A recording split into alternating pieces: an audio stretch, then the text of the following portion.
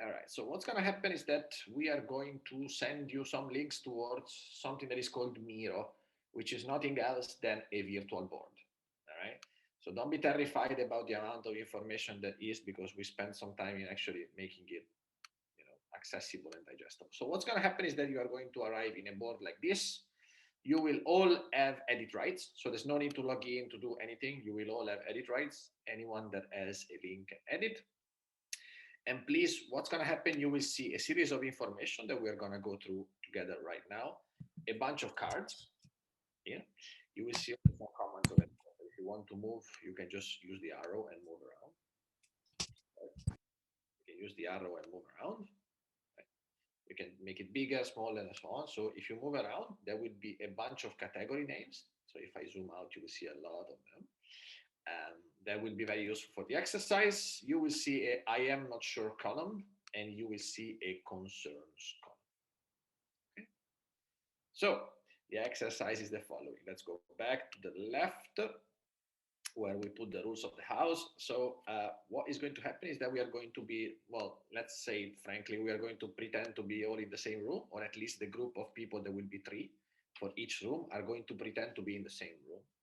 What should happen is that in your room, everyone should be reading all the cards.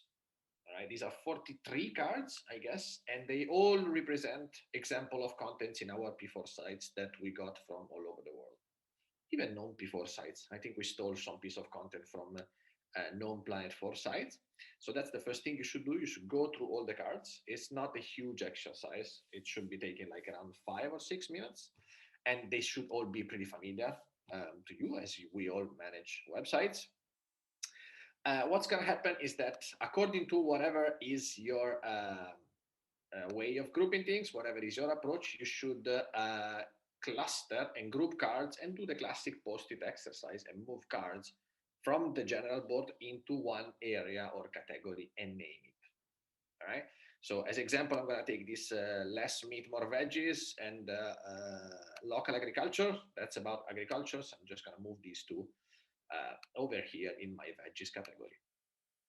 That's a very simplistic approach, but that's what should be doing. That's what should be happening. So please do so. Obviously, name the category. Uh, we suggest you start from the easiest one, the ones that are more easier to agree in between your group, and then um, slowly approach the most complicated ones. Please, obviously, there will be some cards that you are not sure, and that's why there is a I am not sure column that you should use. Is all the way on the right. So if you go all the way on the right, after the cards, there is the I am not sure column. You can place your cards here. It's totally fine.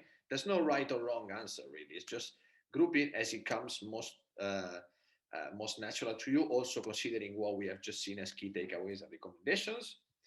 Um, please, one card by category.